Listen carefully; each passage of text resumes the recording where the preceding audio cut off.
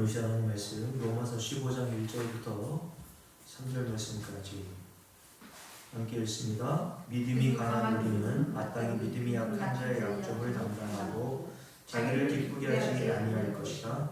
우리가 사람이 이웃을 기쁘게 하되 선을 이루고 덕을 세우도록 할지니라. 그리스도께서도 자기를 기쁘게 하지 아니하시나니 기록된 바 주를 비방하는 자들의 비방이 내게 미쳤나이다 함과 같으니라. 이제 로마서 14장을 마치고 오늘부터 15장을 함께 살펴보게 되었습니다. 그런데 15장은 우리가 이미 여러 주에 걸쳐 살펴본 14장 전체의 내용과 특별히 14장 마지막에 우리가 이미 다루었던 부분이었던 23절, 23절에 보면 믿음을 따라 하지 아니하는 것은 다 죄라고 했던 이 말씀과 깊이 연관되어 있다는 거죠. 그래서 제가 장절을 이렇게 원래 성경을 나누지 않았는데 후대에 독자들은 저와 여러분의 편을 위해서 장절을 나누었거든요.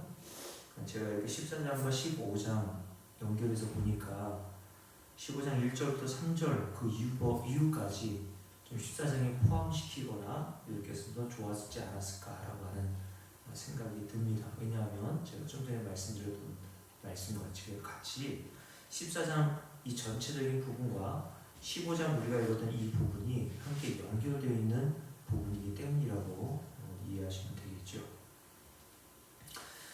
자, 그래서 오늘 15장 1절에 보면 23절 우리가 살펴본 것처럼 믿음을 따라 하지 않은 것은 다 죄라고 하면서 1절에 믿음이 강한 우리는 이렇게 시작하는 겁니다.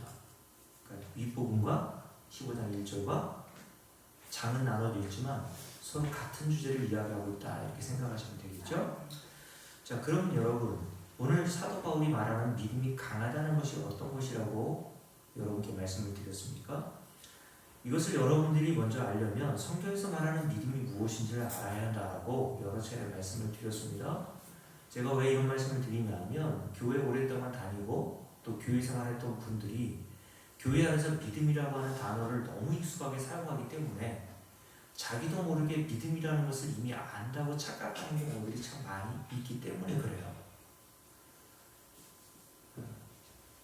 등잔 밑이 어둡다라고 하는 말의 뜻이 있는 것처럼 난 놓고 기억자도 모른다라고 하는 뜻이 있는 것처럼 우리가 자주 사용하는 말, 믿음이라는 말, 은혜라고 하는 말, 그리고 우리가 주일에 이미 살펴봤던 하나님 아버지라고 하는 말, 이 단어들이 정말 성경에서 말씀하고 있는 대로의 믿음 그리고 은혜, 하나님 아버지라고 하는 뜻과 같은가 라는 생각을 살펴봐야 된다고 말씀을 드렸죠. 왜냐하면 고린도전서에 보면 15장에서 우리에게 이렇게 얘기했죠. 너희 안에 믿음이 있는가 점검해보고 확정해보라고 얘기했습니다. 이것은 교회 밖에 있는 사람들에게 얘기할 것이 아니라 고린도 교회 성도들에게 이야기했던 거예요. 그러니까 오늘 저 여러분에게도 동일하게 적용이 된다라고 보신다면 도대체 성경에서 말하고 있는 믿음과 내가 그동안 알고 있었던 믿음과 얼마나 다른지를 다를 수 있다는 것을 여러분들이 이해하셔야 되겠죠. 자, 다시 믿음이 강한 우리라고 1절이 기록하고 있는데 믿음이 뭔지를 알아야 믿음이 강한 게 뭔지를 알 거 아닙니까? 그렇죠? 그럼 여러분 믿음이 뭡니까? 우리가 좀 전에 찬송을 불렀을 때에도 357장이죠. 믿음이 이기네, 믿음이 이기네, 믿음이 이기네. 주 예수를 믿음이 온 세상이 이기네 라고 이렇게 찬송을 불렀단 말이죠. 그 믿음이라는 게 도대체 뭐야? 요한일서 5장에서도 세상을 이기는 이김은 이것이니 뭐예요? 돈입니까? 사람들이 많으면 이겨요? 교회 사람들이 떼거리처럼 몰리고 돈이 넘쳐나고 그러면 세상을 이길 수 있나요? 세상을 이김은 이것이라고 요한일서 5장에서 이야기하면서 이렇게 얘기했어요. 우리 주 예수 그리스도를 믿는 믿음이 세상을 이기는 믿음이다라고 얘기했단 말이에요. 그러면 여러분들이 이 세상을 이기려면 뭐가 있어야 돼요? 돈이 있어야 되는 게 아니라 믿음이 있어야 된단 말이죠.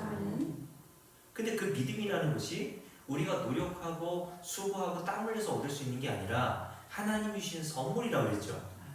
왜냐하면 구원 자체가 하나님이 주신 우리에게 선물이라면 구원을 얻으려면 반드시 뭐가 필요해요? 믿음이 있어야 된단 말이죠. 아멘.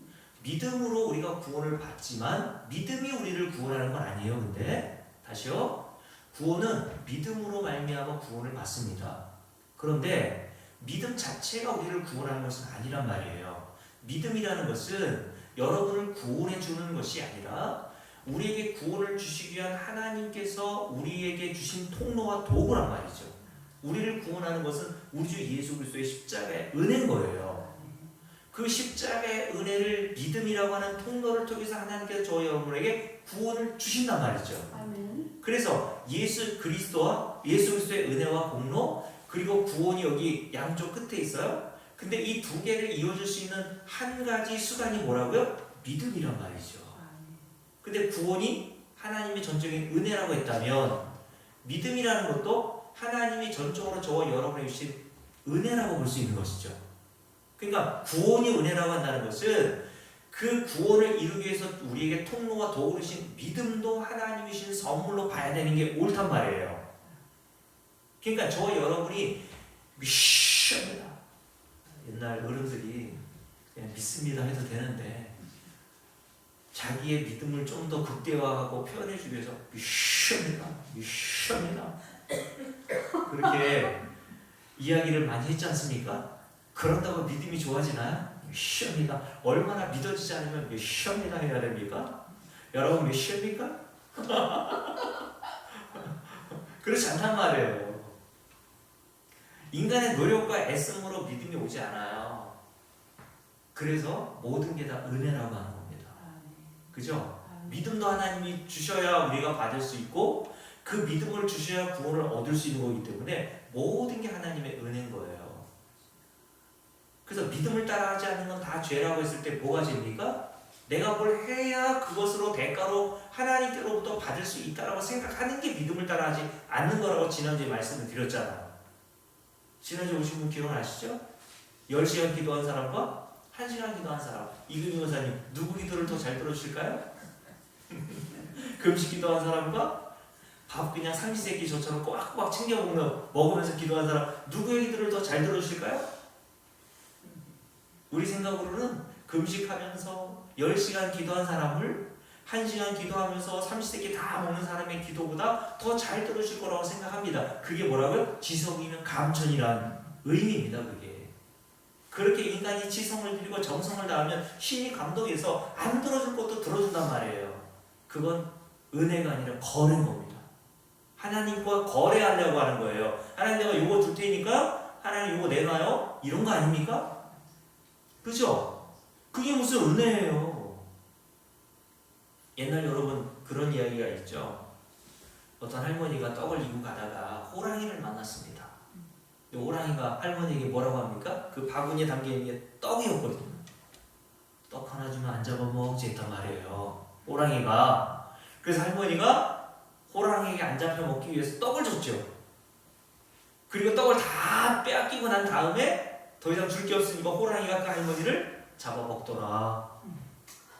자, 여러분께 물을게요. 할머니가 호랑이에게 떡을 왜 던져줬습니까? 이뻐서 귀여워서요? 살라고, 그죠? 요거 안 던져주면 저 호랑이가 나 잡아먹을까봐. 우리가 하나님을 그런 방식으로 섬기고 있단 말이에요. 내가 요거 안 하면 구원에서 탈락할까? 호랑이입니까 하나님이? 하나님이 우리에게 이렇게 얘기합니까? 금이야 떡 하나 주면 안 잡아먹어? 헌금 안 내면 안 잡아먹을 거야? 11조 안 내면 안 잡아먹어? 목사에게 잘해야 내가 널 안 잡아먹을 거야? 그렇게 해서 우리가 그 동기로 목사에게 뭘 잘하고 뭘 헌금 내고 교회 헌신하고 그런 거 아니잖아요. 그죠? 그거는 거래란 말입니다. 할머니하고 호랑이하고 거래하는 거죠. 그래? 안 잡아먹으려면 떡 하나 주는데 그건 애따위 쳐먹으라는 거죠. 하나님을 그런 식으로 섬긴단 말이에요. 요새 오랫동안 그 기복주의에 찌들어 있었던 교회 하나에 머물고 있는 사람들이 자기의 복을 얻기 위해서 자기가 원하는 것을 얻어내기 위해서 하나님께 떡 하나 던져준단 말입니다. 에이? 하기 싫은 거 억지로 하면서. 네? 주일에 한번 빠졌더니 길을 가다가 다리가 부러졌어요. 아휴 큰일 났다. 교회 안 가서 그런가 보다. 그때부터 억지로 가는 거죠. 호랑이처럼 하나님을 섬기는 겁니다. 여러분, 믿음을 따라 행하지 않는 모든 게 다 뭐라고요? 죄라고 했어요. 그럼 믿음이 뭡니까? 모든 게 우리 주 예수 그리스도의 십자가의 공로로부터 우리가 거저 은혜로 받는다. 그게 구원이든 의롭다함이든 하나님 나라 들어가는 것이든 하늘나라에 속한 모든 하늘에 속한 신령한 복을 받는 것이든 이 세상의 어떤 복도 다 하나님의 은혜로 받는 거예요. 우리가 노력해서 받는 게 하나도 없단 말입니다. 그게 예수 그리스도의 십자가의 공로로 그저 우리에게 주어진 거란 말이에요. 제가 요즘 신명기서를 읽고 있거든요. 신명기에 보면요, 여러분 잘 아는 28장, 29장 보면 복의 말씀과 함께 그보다 훨씬 긴 저주의 내용이 쭉 이어져요. 근데 그 저주의 내용 중에서 하나님의 말씀대로 그대로 따라 행하지 않으면 어떻게 된다고 하냐면 너희들이 애굽인들이 걸렸고 애굽인들이 망했던 수많은 질병에 걸려서 죽게 될 것이고 폐병에 걸릴 것이고 심지어 뭐라고 되어 있는지 아십니까? 하나님이 주시는 여러 재앙들에 너희들이 미쳐버릴 거야. 이렇게 있어요. 너희들이 미쳐버린대요. 정신병자가 된대요. 하늘은 노치되고 하늘은 철이 된대요. 하나님이 비를 내려주지 않는단 말이에요. 이 땅이 그래서 딱딱하게 변해가지고 채소를 심어도 나지 않고 비를 내려주지 않으시니까. 근데 여러분들은 왜 지금까지 생존해 있나요? 지금까지 어떻게 해서 이렇게 살고 있나요? 제가 얼마 전에 이빨 하나를 뺐다고 하지 않습니까? 저주를 받아야 된다면 여러분 이빨 하나도 남아있으면 안 돼요. 저는. 맞잖아요? 여러분들뿐만 아니라 저도 이 세상의 모든 인간들도요. 그 하나님이 주신 그 율법에 의하면요. 이 땅에 받아야 될 복이란 하나도 없어요. 들어가도 저주요, 나가도 저주요. 씨를 뿌려도 저주요, 거두어도 저주요. 다 저주인 거예요. 우리 다 정신병에 걸려야 돼요. 근데 왜 우리가 이만큼 누리고 살고 있나요? 하나님의 은혜인 겁니다. 아멘. 하나님의 은혜로 사는 거예요. 아멘. 근데 그 하나님의 은혜라는 게 무엇을 통로로 온다고요? 우리 주 예수 그리스도의 십자가의 공로를 통해서 다 오는 거예요. 하나라도 예수 그리스도의 십자가의 공로를 통하지 않고 오는 게 없어요. 그걸 알고 인정하는 걸 성경에서 믿음이라고 합니다.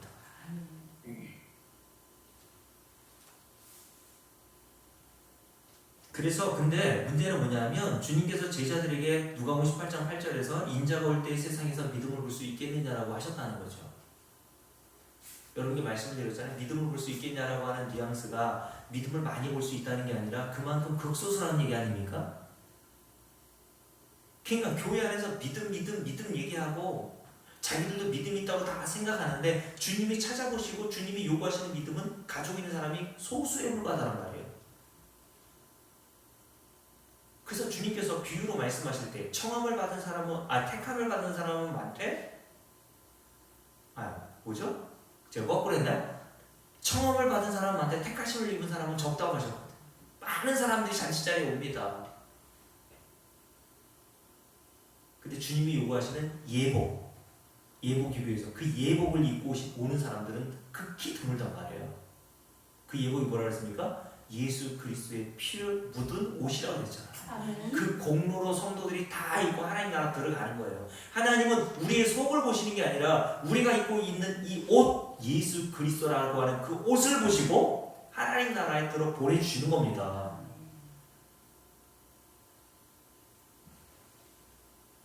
그러니 여러분 다시 이게 믿음이라면 믿음이 강한 자일수록 어떻게 되겠어요?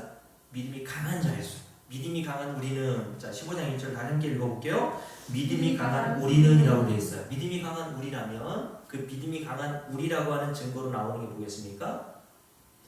그 뒤에는 나중에 살펴보겠고요. 먼저 하나님의 말씀의 조명으로 인하여서 날마다 자신의 죄인됨의 실체가 폭로되고 드러나므로 자신에게 실망하고 낙심하고 절망하고 탄식하게 되는 일이 반드시 일어납니다. 자, 믿음이 강할수록 그래서 하나님의 말씀의 조명으로 우리나 목사님이 저에게 말씀하셨던 것처럼 아프단 말이에요. 아파. 처음에 그 말씀의 검이라는 게 우리에게 치고 들어오잖아요. 제가 주일날 말씀드렸잖아요. 2000년대에는 마취제라든가 그게 없었기 때문에 있어도 지금과 같은 그런 현대적 마취제가 아니란 말이에요. 그러니까 여러분들에게 그 칼로서 생사를 자르고 가른다고 생각해보세요. 그걸로 수술한다고 생각해보세요. 얼마나 아프겠어요. 하나님의 말씀은 살았고 운동력이 있는 좌우의 날선 어떤 것보다 예리한 검이라고 얘기했잖아요. 그 말씀의 검이, 보이지 않는 그 말씀의 검이 저와 여러분의 단단히 잠겨 있었던 그 내부까지 찔러서 쪼개요. 드러내신단 말이에요. 그냥 말씀이 치고 들어오면 아플 수밖에 없어요. 그게 무슨 증거인지 아세요? 하나님이 날 살려내신 증거구나. 아멘. 살아있으니까 아픈 거예요. 여러분, 검으로 죽은 사람을 아무리 난도질해보세요. 아픈가? 아프다고 합니까? 아무리 날카로운 검으로 어제 죽은 사람의 배를 갈라보세요. 아프다라고 말하지도 못해요. 감각이 없단 말이에요. 그래서 에베소 4장에 보면 모든 타락한 인간, 거듭나지 않는 인간, 저와 여러분 예수 믿지 않았을 때의 상태를 가리켜 뭐라고 그랬냐면 감각 없는 자같이 되어오라고 그랬어요. 이게 죽은 자라는 뜻입니다. 죽은 자는 감각이 있어요, 없어요? 없어요. 자, 이미용 원사님하고 김혜영 원사님이 두 사람이 누워 있어요. 근데 한 사람은 죽었고 한 사람은 잠을 자는 거예요. 근데 겉으로 볼 땐 똑같잖아요. 김혜영 원사님이 죽었는지 이미용 원사님이 죽었는지 누구 어떻게 알아요? 어떻게 알겠어요? 이미용 원사님 어떻게 보면 알아요? 그렇죠. 꼬집을 보거나 싸대기를 딱 때려보면 자는 사람은 깜짝 놀라서 눈을 뜰 거고 아우 아파! 죽은 사람은 아무리 때리고 찌르고 꼬집어 봐도 반응이 없고 감각이 없단 말이에요. 아픈 줄을 모른단 말이죠. 하나님의 말씀의 역할은요, 우리가 죽어있는지 살아있는지도 드러내시는 거예요. 말씀이 치고 들어오고, 제가 우리나 원사님이나 여러분들을 아프게 하려고 일부러 애쓰고 힘쓰는 거 아니지 않습니까? 여러분에게 무슨 감동을 주는 무슨 설교를 합니까, 제가? 무슨 대단한 예화를 들어 설명하는 거 아니잖아요. 근데 말씀이 내 안에서 치고 들어오면 내가 아플 때가 있다니까요. 제발 그만하세요 라고 말하고 싶을 때가 있어요. 너무 아파가지고. 그게 뭡니까? 그게 살아있다는 증거야. 아, 하나님이 날 살려내셨구나. 살려내셨으니까 아프구나. 그게 은혜인 겁니다, 여러분. 아픈 게 은혜인 거예요. 그래서 여러분, 이런 성도의 모형으로 등장하는 구약의 그리고 신약의 여러 사람들이 등장해요. 제가 주일날 말씀드렸듯이 이사야 선지자 같은 경우에도 자신의 더러운 부정한 실체가 드러나자 그 대선지자 이사야가 하나님 앞에서 한 말이 뭐라고요? 바로다 나요? 이제 망했도다. 이제 나 죽었구나 라고 고백했어. 위대한 사사 기드온도 슬프도소이다 라고 했고, 예수님의 제자 베드로도 주여 나를 떠나소서 나는 죄인입니다 라고 말했을 정도였다니까요. 구약의 선지자, 사사, 그리고 신약의 예수님의 제자인 베드로까지 다 동일하게 하나님을 만나 뵙고 이러한 고백을 했다면 당연히 저와 여러분들도 하나님 말씀 앞에서 이런 반응이 나오는 게 당연한 겁니다. 왜요? 첫 번째로 믿음이 강한 자일수록 어떻게 된다고요? 하나님 말씀 앞에 꼬꾸라집니다. 내 자신에게 낙심되고 실망된단 말이에요. 내가 이 정도밖에 안 되는 사람이었나? 그래서 사도 바울도 로마서 7장을 볼까요? 로마서 7장에 보면 사도 바울이 이렇게 이야기를 했습니다. 이 말씀, 율법의 역할에 대해서 말하면서 이렇게 얘기했어요. 로마서 7장 9절. 로마서 7장 9절입니다. 함께 읽을게요. 전에 율법을 깨닫지 못했을 때에는 내가 어땠어요? 살았더니. 여기서 내가 살았다는 것은 난 자신감 있고 나는 굉장히 나에 대해서 자부심을 가지고 있었다는 거예요. 오죽하면 빌립보서 3장에 보면 나는 율법으로 흠이 없다고 자랑할 정도였잖아. 아직 율법이 뭔 줄을 모르고 율법이 나에게 어떻게 작용하는지를 몰랐던 그 거듭나지 않았을 때, 죽었을 때란 말이에요. 이게 죽었을 때의 증거. 죽은 자는요, 말씀이 치우더라도요, 자기인 줄 몰라요, 그게. 마치 나단 선지자가 다윗에게 처음으로 왔을 때, 나단 선지자가 다윗에게 예화를 하나 쭉 들잖아요. 한 마을에 부자가 있고 엄청 가난한 자가 있는데, 그 부자가 자기에게 손님이 오자 자기 것으로 손님을 대접하기가 아까워서 가난한 자, 그것도 자기 딸같이 여기는 그 암양 새끼 한 마리밖에 없는 그 암양 새끼 하나를 빼앗아서 자기에게 온 손님에게 대접하더이다. 그랬더니 다윗이 자기 얘기인 줄 모르고 뭐라고 얘기합니까? 그런 인간이 다 있냐고.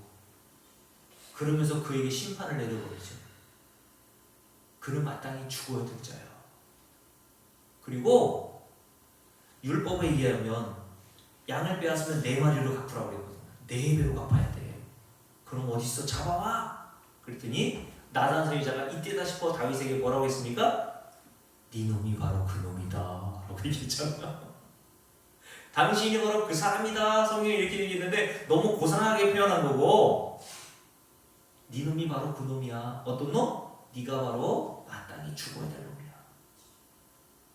야, 그 부자는 가난한 자의 암양 한 마리의 생명을 뺏었지만 너는 우리아라고 하는 너 충성스러운 장수, 그 생명을 죽인 살인자, 탐욕과 정욕에 눈이 어두워서 그 장수 우리아, 충성스러운 장수 우리아의 아내였던 밧세바를 강간한 자, 한 가정을 완전히 몰락시킨 네가 바로 마땅히 죽어야 될 자 아니냐? 너는 그럼 하나님 앞에 무슨 심판을 받아야 되냐?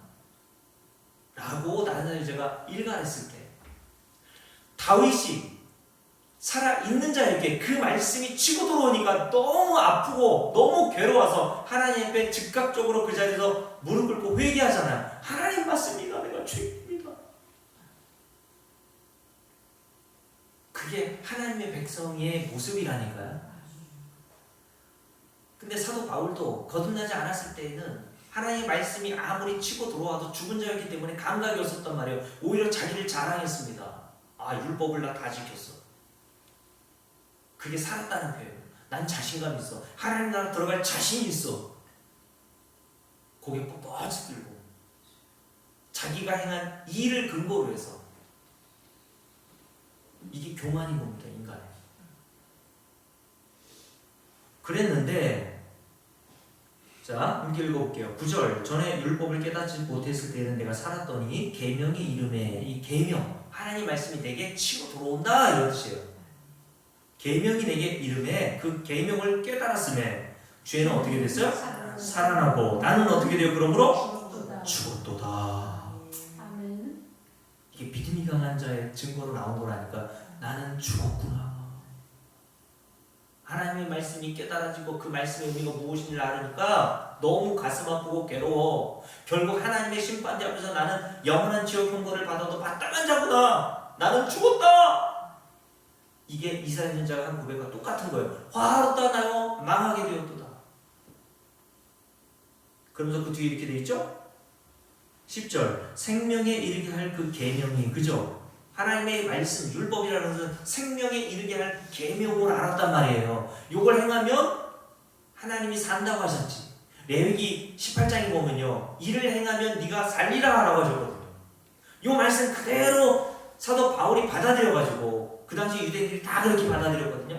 말씀의 의미가 뭔지를 몰랐단 말이에요. 그것을 다 액면 그대로 문자 그대로 받들어, 아, 하나님의 말씀대로 율법을 잘 행하면 의로운 자, 하나님 나라 들어갈 자로 알았단 말이에요. 그래서 열심히 율법을 지켰던 거예요. 그래서 율법을 행한 자기 자신에 대해서 굉장히 자랑스럽게 여겼던 겁니다. 그런데 그 계명이 어떻게 됐다고요? 생명에 이르게 할 그 계명이 내게 대하여 도리어 뭐가 되게 하여? 사망에 이르게 하는 것이 되었도다. 아, 율법은 나에게 생명을 주기 위해서 주신 게 아니라 나를 죽이려고 주신 거구나. 먼저 율법을 그대로 행하여 의롭다함을 얻으려고 하는 것 자체가 나를 죽이는 것이라는 사실을 이때에서야 깨달은 거예요. 그러면서 그 뒤에 뭐라고 합니까? 함께 읽어볼게요. 11절 죄가 기회를 타서 계명으로 말미암아 나를 속이고. 여러분, 마귀는 뭘 가지고 우리를 속입니까? 이단은 뭘 가지고 속여요? 불교 가지고 속입니까? 이단이? 신천지에서 불교 가지고 덤벼들어요? 여러분들에게 미혹합니까? 여호와의 증인들이 여러분 동네방네 다 전도하러 다닐 때, 농한기 때 불교 들고 오고 통일교에서 사용하는 그 뭐 이상한 책 들고 옵니까? 그들도 다 뭐로 가지고 와요? 성경을 가지고 온단 말이에요. 마귀는 지금 이 시대에 마찬가지예요. 뭘 가지고 우리 속여요? 뭘 가지고 속여요? 목사가. 오늘 말씀 잘 보세요. 11절 죄가 기회를 타서 뭘 가지고? 계명으로 말미암아 나를 속이고 라고 되어 있잖아요. 그것으로 나를 죽였는지라. 이게 마귀가 하는 일이란 말이에요. 어떻게 우리를 죽입니까? 요거하면 너 하나님 나라 들어가. 요거하면. 그죠? 이게 바리새인들이 한 얘기 아니에요. 율법 잘 지키면 하나님 나라 들어가. 봐봐, 레위기 28장 일을 행하면 살리라고 하셨잖아. 신명기 28장 봐봐, 하나님 말씀 그대로 행하면 복 받는다고 했잖아. 생명과 복을 택하라고 했잖아. 그러니까 네가 복 받고 구원 얻고 하나님의 의롭다를 받으려면 성경에 있는 그대로 따라 지켜 행해야 돼. 절기도 지켜야 되고 할례도 받아야 되고 십계명도 지켜야지. 그래서 하나님의 교회에서 그렇게 절기절기 타령하는 거 아니에요? 근데 그렇게 하는 게 뭐 하는 거라고 우리에게? 그렇게 하여 나를 11절 죽여왔다라고 얘기했잖아요. 뭐로? 그 말씀으로. 그러니까 여러분, 이 성경을 잘못 이해하면 우리를 살리는 하나님의 말씀의 검이 아니라 죽이는 칼이 되어버린다니까요. 똑같은 칼인데 어떤 칼은 죽이는 칼이 되고 어떤 칼은 살리는 칼이 돼요. 중요한 것은 그 칼이 누구의 손에 있느냐가 중요한 거죠. 그래서 제 아내에게 식칼이 들려 있으면 사람을 살리는 아름다운 맛있는 음식을 해주는 칼이 될 거고, 네? 저 강도에게 칼이 들리면 어떻게 되는 거예요? 네. 그 이재명 대표 이렇게 칼 찔려가지고 그 사람에게 칼을 쥐어주니까 사람의, 네? 목숨을 끊으려고 하는 그 도구로 사용하잖아요. 똑같은 칼이지 않습니까, 그게? 근데 여러분, 우리 눈에 보이는 칼은요, 그냥 사람의 생명을 죽일 수는 있어요. 근데 영혼은 어찌할지 못하지 않습니까? 근데 하나님의 말씀의 칼이라는 건요, 우리의 영혼을 죽인다는 거예요. 그러니까 여러분, 하나님의 말씀, 이 말씀이 얼마나 대단하고 얼마나 중요합니까, 여러분? 이 말씀을 이해하고 깨닫는 게 진짜 그래서 은혜인 거예요. 자, 그래서 12절 함께 읽어볼게요. 이러보면 내 율법은 하나님 말씀은 어때요? 거룩하고 계명도 거룩하고 의로우며 선하도다. 그런즉 선한 것이 내게 사망이 되었느냐? 그럴 수 없느니라. 오직 뭐가? 죄가 죄로 드러나게 하기 위하여 선한 그것으로, 선한 것은 하나님의 말씀, 계명을 말하는 거예요. 하나님의 말씀, 그 선한 그것으로 말미암아 나를 어떻게 만들어요? 처음에 죽게 만든단 말이에요. 이는 계명으로 말미암아 죄로 심히 죄되게 하려 함이라 라고 되어 있어요. 죄가 뭔지를 하나님의 말씀으로 계속 깨닫게 하셔서 나를 죽었구나, 이제 하나님 앞에서 나는 내가 하나님 나라 어떻게 들어갈 방법이 없구나. 왜 이렇게 하시죠? 근데 왜 먼저 우리를 죽이십니까? 이렇게 나에 대해서 실망하고 절망하고 낙심하고 더 이상 바라보고 소망할 게 없어야 누굴 바라봐요? 믿음의 주요 온전케 하시는 이인 예수를 바라보게 돼요. 맞지 않습니까? 내가 행할 수 있는 모든 노력을 다해도 하나님 나라에 들어갈 수 없는, 소망이 없는 자라는 사실을 알아야 하나님이 우리에게 구원을 주기 위해서 제시하신 예수 그리스도를 바라볼 거 아니에요.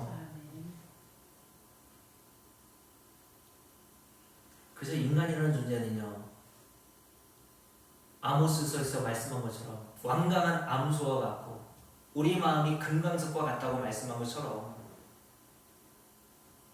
웬만한 어려움과 웬만한 환란이 다가오지 않으면 계속 자기를 의지하고 자기의 힘을 의지하고 살아요.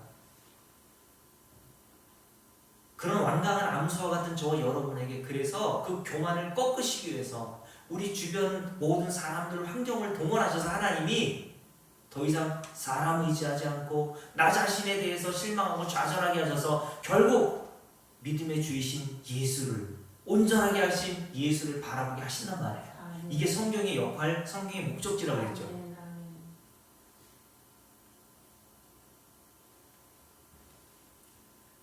그래서 갈라디아 3장 24절 제가 읽어드릴게요. 이같이 율법이 성경이라고 보면 돼요. 이 성경 모든 것이 우리를 누구에게로? 그리스도에게로 인도하는 몽합선생이 되어 우리로 하여금 믿음으로 말미암아 의롭다함을 얻게 하려 함이라. 아멘. 뭐로 말미암아 의롭다함을 얻게 한다고요? 예수를 믿음으로 의롭다함을 얻게 하시려고. 하나님이 너희를 이 말씀을 통해서 어디로 인도하세요? 계속 예수 믿는 자에게 인도하시는 거야. 아멘. 그러면 먼저 사전에 뭐가 돼야 돼요? 예수를 믿으려면 나를 믿는 걸 버려야 되거든요. 끊어내야 되거든요. 할례 의식, 아브라함이 할례 의식을 행했잖아요. 생사를 끊어내는 게 얼마나 고통스러워요. 남자의 성기 끝을 잘라내는 게 얼마나 아프고 힘들겠습니까? 그 당시에는요, 요즘에는 남자들 아이들 뭐 폭염수를 할 때 다 마취하고 하잖아요. 근데 여호수아 때 수천 년 전에 무슨 마취제가 있어요. 그것도 칼로, 날카로운 그 메스칼로 잘라내는 게 아니라 여호수아서 6장인가요? 거기 보면요, 돌로 생사를 찍어서 잘라낸 겁니다, 여러분. 그러니까 남자가 그 할례를 받고 난 다음에 며칠 동안 죽잖아요. 여러분, 왜 하나님께서 가나안 땅을 정복하실 때 왜 여호수아에게 할례를 명하십니까? 네 힘으로 하는 거 아니야. 아멘. 이거 깨닫게 하시오. 아멘. 네 능력으로 이기는 거 아니야. 너 할례 받았잖아. 네가 뭘 할 수 있니? 내가 할게. 하나님이 저의 노래 내가 해줄게. 사람으로서는 할 수 없잖아.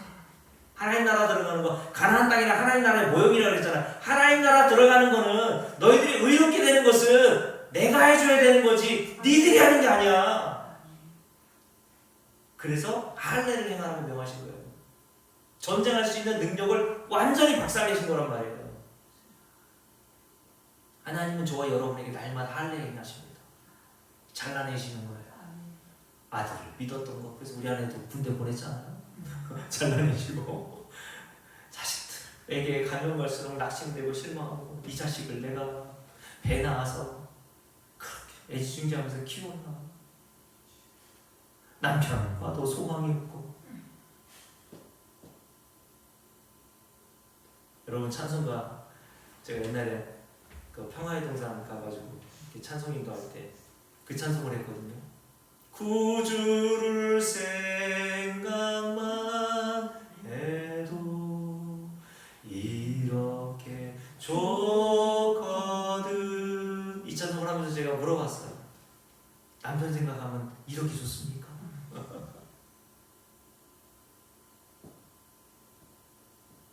여러분,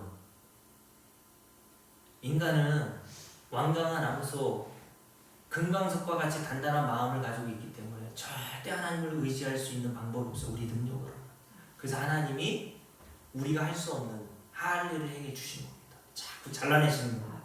이명호 사님이 의지했던 거 자꾸 잘라내시는 겁니다. 그리고 우리에게 이렇게 말씀하세요.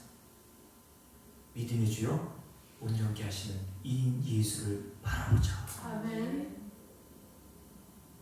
저도 마찬가지예요. 목사님, 저도 하나님 나라 들어갈 때까지 우리는 하루도 거르지 않고 하나님이 저와 여러분에게 날마다 행하시는 할례, 마음의 할례를 받으라고 했거든요. 육신의 할례가 아니에요. 성도는 마음의 할례. 이건 누가 해주는 게 하나님이 해주시는 겁니다. 마음의 할례를 받은 자는 다 더 이상 의지할 것 없고 낙심할 것 없고 의지할 것 없는 자로서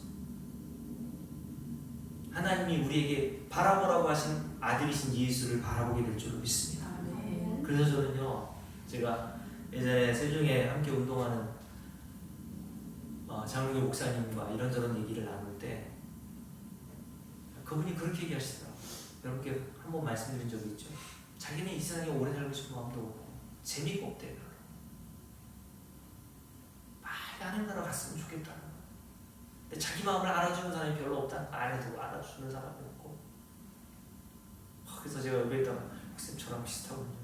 그런 사람들을 뭐라고 그럴 줄 아세요? 시편에 보면 이런 구절이 있어요. 다윗이 쓴 시. 지붕 위에 외로움 참새. 성도는 외로운 참새입니다. 알아주지 않아요. 몰라요. 이해를 못하니까요. 그런 자들이 교회에 모여와서 그걸 이해하고 공감하는 사람들이 바로 성도입니다. 너도 그래? 나도 그런데. 나도 그래. 외로운 참새끼리 지붕에 앉아서 도란도란 얘기 나누는 거죠. 이게 교회란 말이에요. 이런 믿음을 누가 교회 안에 이외에는 누가 이해합니까? 성령을 통해서 깨닫는 자 아니면은 이런 믿음이 이해가 돼요? 교회에서 말하는 믿음이 다 뭡니까? 병 고치는 믿음, 예? 무슨 기적을 일으키는 믿음, 그런 걸 믿음이라고 생각하지. 누가 자기를 부인하고 오직 예수 그리스도의 은혜와 십자가의 공로만 꽉 붙드는 걸 진짜 믿음이라고 얘기하고 그걸 누가 믿음이 강하다고 얘기합니까? 그러니까 교회가 지금 잘못 가르치고 있는 거예요, 그게. 그러니까 잘못된 믿음을 양산하는 겁니다, 교회 안에서. 그러니까 주님이 그걸 아시고 이미 말세에 인자가 이 땅에 재림할 때 도대체 믿음이 있는지 볼 수 있겠느냐라고 물으신 거예요. 하나님이 저와 여러분을 찾으실 때 그런 믿음을 소유한 자가 되기를 주의 이름으로 축복합니다. 아멘. 그런 믿음 있는 자만 하나님이 데려가시는 거예요. 그래서 여러분 여기까지 하고 마쳐야 되겠네요. 우리 주님께서 하신 그 일, 십자가에서 행하신 그 일로 말미암아, 그 공로와 은혜로 말미암아서만 내가 하나님 나라에 들어갈 수 있는 유일한 방법이구나 라는 사실을 믿고 의지하는 자, 이런 자를 믿음이 강한 자라고 이야기를 한단 말이에요.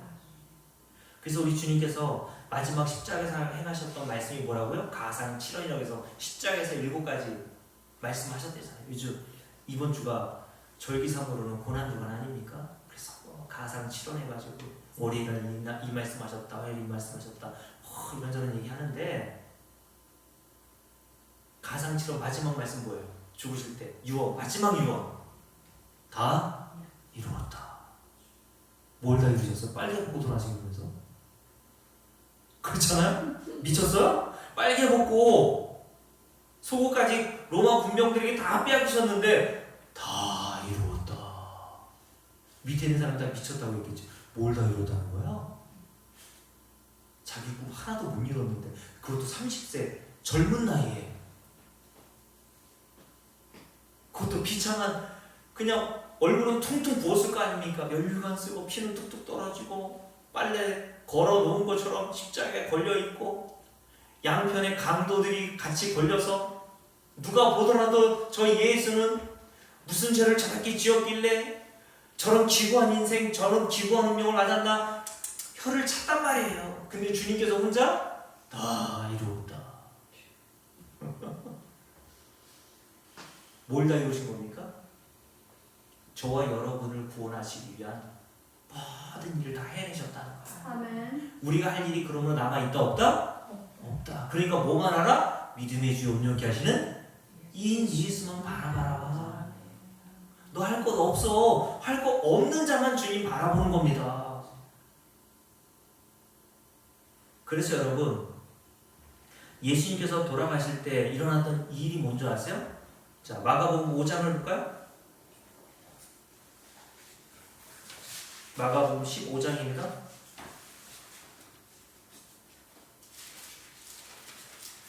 마가복음 15장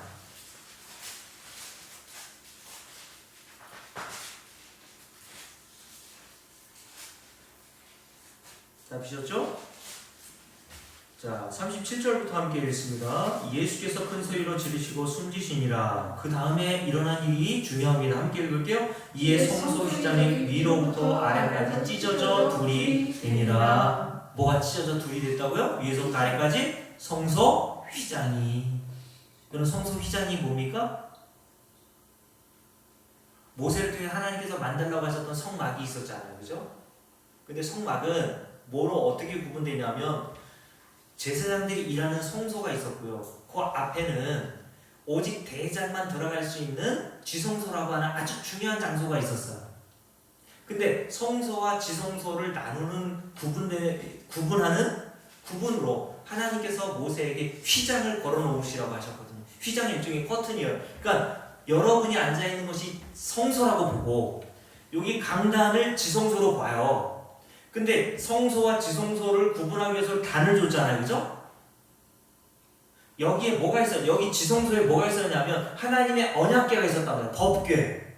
법궤 안에 십계명 두 돌판이 있었죠. 아론의 쌍난지팡이 만나가리가 들어있었잖아요. 그러니까 여기 지성소 이 법궤가 있는 장소는 하나님이 계신 자리라고 보시면 돼요. 근데 여러분과 제가 있는 성소와 지성소를 나눌 수 있는 구별하는 곳이 뭐였냐면 휘장이었단 말이에요. 일종의 커튼. 여기서부터 여기까지 쫙 쳐져 있었단 말입니다. 거기서 여기 못 들어오고 못 뽑는단 말이에요. 근데 대제사장 아론만이 1년에 한 차례 성소를 거쳐 지성소로 들어갔단 말이에요. 그것도 대제사장이 입어야 할 옷, 어린 양의 피를 들고 1년에 한 차례 대속죄일인 7월 10일 날 한 차례 딱 들어갔어요. 그러나 하나님의 명령대로 행하지 않았을 때에는 대제사장이었던 아론도 죽음을 면치 못한다고 하셨거든요. 그 정도로 지성소라고 하는 하나님 나라의 상징, 하나님의 임재장이 지성소라는 것은 죄인인 인간이 접근이 불가하다는 겁니다. 못 들어온다는 거예요. 그래서 하나님께서는 대제사장 아론에게 뭘 요구하셨어요? 흠없는 피 들고 오라고 하신 거예요. 죄인인 네가 하나님이 계시는 그 지성소 안으로 들어오려면 흠 없는 피로 들고 들어와야 돼. 그렇지 않으면 너 죽어? 라고 말씀하신 거예요. 그런데 성소와 지성소를 구분하고 있었던 그 휘장이 예수님께서 다 이뤘다고 숨지자마자 어떤 일이 벌어져요? 어디서부터 어디로? 아래에서부터 위에요? 위에서부터 아래예요? 여러분, 위에서부터 아래라고 되어 있다는 게 중요해요. 아래에서부터 위로 찢으면 사람이 밑에서 이렇게 찢을 수 있지만 위에서부터 아래로 찢었다면 누가 찢으셨다는 거예요? 하나님이 찢으셨다는 거예요. 사람이 접근할 수 없는, 사람이 침범할 수 없는 그 지성소라고 하는 하나님의 임재, 하나님 나라에 그 커튼이 사라져버렸다는 거예요. 어떻게 하시자? 예수님께서 다 이루었다 하시고 죽으시자마자. 그러면 지성소와 성소를 구분하고 침범하지 못하도록 휘장이 내려져 있었는데 그것이 걷어지고 찢어져서 완전히 양쪽으로 갈라졌다면 이제 저와 죄인인 여러분과 저는 이 지성소라고 하는 곳에 자유롭게 들어올 수 있다라고 말씀하는 거예요. 무엇이 찢어졌기 때문에? 휘장이 찢어졌기 때문에. 근데 그 휘장이 뭡니까? 여러분 히브리서 10장을 보세요. 히브리서 10장. 여러분 이게 성경이 다 연결돼 있어요. 히브리서 10장 구약의 출애굽기에 성막 휘장으로 가려진 지성소와 그리고 성소 그리고 오늘 예수님께서 숨쉬실 때 휘장이 찢었다고 하는 사건 그거를 히브리서 10장에서 이렇게 해설해 준단 말이에요. 히브리서 10장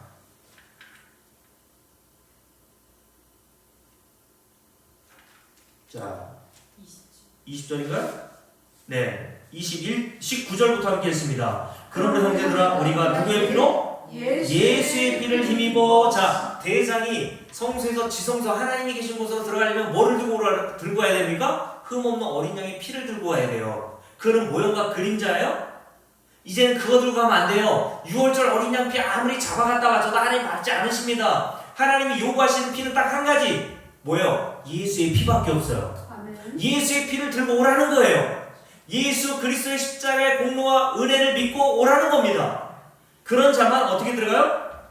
성소에 들어갈 담력을 얻게 돼요. 자, 그 뒤가 중요합니다. 그 길은 우리를 위하여 휘장 가운데. 단어가 뭐예요? 휘장 가운데로, 휘장 가운데로요. 휘장 가운데를 하나님께서 열어놓으셨단 말이에요. 그게 우리가 살아날 새로운 살 길이에요. 휘장.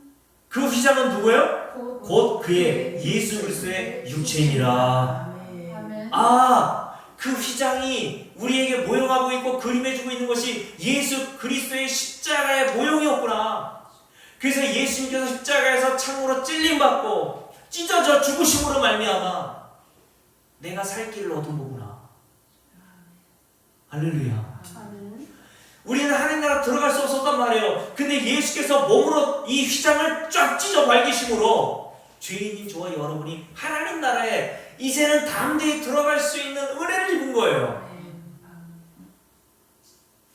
이게 얼마나 놀라운 복입니까, 여러분? 그래서 여러분, 예수님께서 성만찬 때에 마지막 6월절 사건 때 제자들하고 성만찬 하실 때 떡을 떼어주시면서 하신 말씀 뭡니까? 우리가 먹는 떡 카스테라 뭐 이렇게 칼로 잘라가지고 하는 게 아니라 일일이 하나님께서 한 덩어리의 빵을 떼어주셨어요. 그 빵을, 떡을 가리켜 뭐라 그랬어요? 이것은 너희를 위한 나의 몸이다. 무슨 말입니까? 사실은 너희들이 찢어 죽어줘야 되는데 내가 찢어 죽어줄게. 그리고 빵을 먹여주시면서 너는 내 몸으로 사는 거야. 그래서 찢어져 죽은 내 몸으로 네가 사는 거야. 그 공로로 네가 살게 된 거야. 그걸 기념하라고 성만찬을 한 거예요. 하라고 하신 거예요. 우리는 매일 사실은 주일날마다 그리고 수요일마다 이 말씀으로 성만찬 하는 겁니다. 지금 제가 여러분들에게 그 떡을 나눠주는 거예요. 예수 그리스도의 그 십자가의 보혈의 피 능력 그걸 증거하는 게 그게 성만찬을 행하는 겁니다. 여러분 매일 성만찬을 먹어본 거예요. 제가 옛날에 목요에 있을 때 성만찬 할 때마다 성도들이 막 두 가지 반응이 있어요. 아유, 주려면 좀 많이 좀 주지. 조금 주잖아, 그죠? 주려면 좀 많이 주지. 두 번째 반응이 뭔지 아세요? 아유, 이번 주 빵은 별로 맛이 없더라. 술 좋아하시는 분들은 포도주 만큼 담아주잖아요. 저희 아버지 같은 경우에는 그냥 이만큼 담아줘요. 좋아할 텐데 개갈도 안 나게 그냥 이거 조금만 나야 그래서 교회가 인색하다고 하잖아요, 그죠? 술을 많이 좋아하시는 분들은 얼마나 인색하면 그 잔도 요만한 거 해줘요. 여러분, 그 떡을 떼어주는 것 자체가 뭘 모형하고 있다고요? 예수 그리스도의 십자가에서 자기를 찢으신 그 사건을 모형하고 있는 거예요. 그 성만찬을 하는 것도 좋지만 그것보다 중요한 건 제가 지금 여러분에게 성만찬 의식을 해가고 있는 거라니까요. 아멘. 매주마다 여러분들 모일 때마다 예수 그리스도라고 하는 그 몸을 여러분들에게 먹여 드리는 겁니다. 그게 이 성경이 바로 예수 그리스도의 몸인 거예요. 이 성경은 예수 그리스도밖에 담아있는 게 없습니다. 그러니까 예수 그리스도를 여러분에게 이 성경에서 자꾸 먹여 드리는 게 여러분을 살리는 거예요. 그러니 여러분 다시요 19절 20절 함께 했습니다. 그러므로 형제들아 우리가 예수의 길을 힘입어 성소에 들어갈 담력을 얻었나니 그 길은 우리를 위하여 어떤 길? 휘장 가운데로 열어놓으신 새로운 살 길이요 휘장은 그의 육체니라. 아멘. 그러니까 뭐 하라고요? 22절 21절 함께 했습니다. 또 하나님의 집 다스리는 큰 제사장이 계신 예수를 말하는 거예요. 우리가 마음의 뿌림을 받아 악한 양심으로부터 벗어나 몸은 맑은 물로 씻음을 받았으니 참 마음과 온전한 믿음으로 하나님께 나아가자. 무엇으로? 참 마음과 온전한 믿음으로. 이 온전한 믿음이 뭐예요? 오직 예수 그리스도의 보혈의 은혜 공로만 의지하는 그 상태, 그 믿음, 그걸 온전한 믿음이라고 한단 말이에요. 그 믿음으로 하나님께 나아가자. 23절 또 약속하신 이는 믿으시니 우리가 믿는 이 도리의 소망을 움직이지 말며 굳게 잡고 서로 돌아보아 뭐하래요? 사랑과 선행을 격려하며 모이기를 피하는 어떤 사람들의 습관과 같이 하지 말고 오직 관하여 그날이 가까움을 볼수록 더욱 그리하자. 자, 여러분 이 말씀이 교회 열심히 나와가지고 주일날 빠지지 말고 그런 내용입니까? 수요일날 빠지지 마세요. 모이기를 피하라. 어떤 자들의 습관과 같이 하지 말자. 오늘 말씀이 뭐와 연결되어 있다고요? 그 윗부분. 매일 모여가지고 초대교회 성도들이 뭐 했다는 겁니까? 서로 돌아보아 사랑과 선행을 격려하고 그랬다지 않습니까? 뭐가 사랑과 선행을 격려하는 거예요? 그 윗부분. 우리의 소망은 오직 예수 그리스도 한 분밖에 없어. 요게 바로 선행이요. 요게 바로 성도를 격려하는 거란 말이에요. 이렇게 하기 위해서 모이기를 패하지 말라고 얘기한 거지. 자주 너희들이 모여서 뭐 하라는 겁니까? 19절 20절 요 말씀을 믿고 의지하라는 거예요. 우리 살 길은 예수 그리스도의 십자가의 은혜밖에 없다. 100번 맨날 모여봐야 뭐합니까? 이런 말씀 증거하지 않으면. 그렇지 않아요? 이런 말씀 듣지 않으면 100번 모여봐야 뭐예요? 모이기를 패하지 말라고 했으니까 더 맨날 모여가지고 교회에서 잡담이나 하고 쓸데없는 거 듣고 아무 의미 없는 거예요. 여러분에게 뭐가 격려가 됩니까? 낙심되고 실망되고 율법을 통해서 하나님 말씀의 빛을 통해서 난 죄인의 괴수구나. 이런 자에게 뭐가 격려가 되고 뭐가 여러분들을 돌봐주는 겁니까? 아, 그러니까 나는 예수의 은혜밖에 없구나. 이게 정말 격려가 되는 거 아니에요? 이런 자들이 믿음이 강한 자입니다. 믿음이 강할수록 다른 거 없어요. 오직 예수 그리스도의 십자가에 살리신 이 공로, 자기 몸을 찢어서 저와 여러분을 살려주신 그 은혜를 꼭 붙들고 살아가는 것, 그것이 믿음이 강한 자입니다. 이런 은혜를, 이런 믿음을 저와 여러분에게 주시기를 주의 이름으로 축복합니다.